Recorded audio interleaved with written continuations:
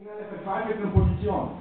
Der problematische formale Identität fungiert als eine Stütze der totalitären Ordnung und ist zur gleichen Zeit ein Recht des Realen, der ihnen ermöglicht, sich herauszuziehen und eine Art Distanz zum soziosymbolischen Netzwerk zu wahren. Seit einiger Zeit kann man seine Beschwerden unserer postpolitischen Epoche der Kulturalisierung des Politischen nur noch auf der Ebene kultureller bzw. ethnischer Forderungen vorbringen.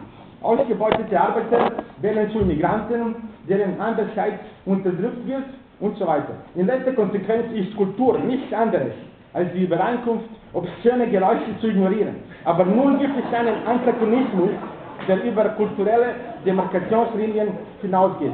Diese Konfrontation ist notwendig und viel drängender als Höflichkeit, Anstand oder Respekt vor dem anderen.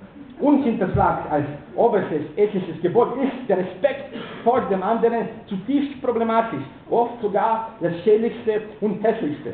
Warum fällt es uns leichter, das Ende der Welt als das Ende des Kapitalismus vorzustellen?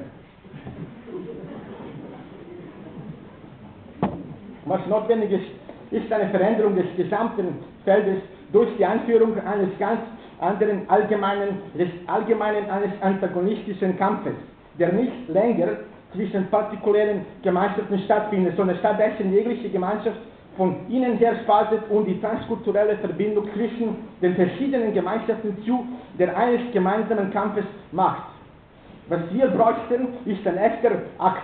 Und ich frage mich, wie will die Spontanität, wie sie in der neuen Ausgabe der Zeitschrift Texte, Psychoanalyse, Ästhetik und Kulturkritik zum Thema gemacht wird, das bewerkstelligen? Wie stellen Sie sich das vor? Ich denke, dass die Spontanität ein diskretes Element enthält, das ihren Charme ausmacht. Und wir müssen herausfinden, ob dieses Element ein Verräter ist.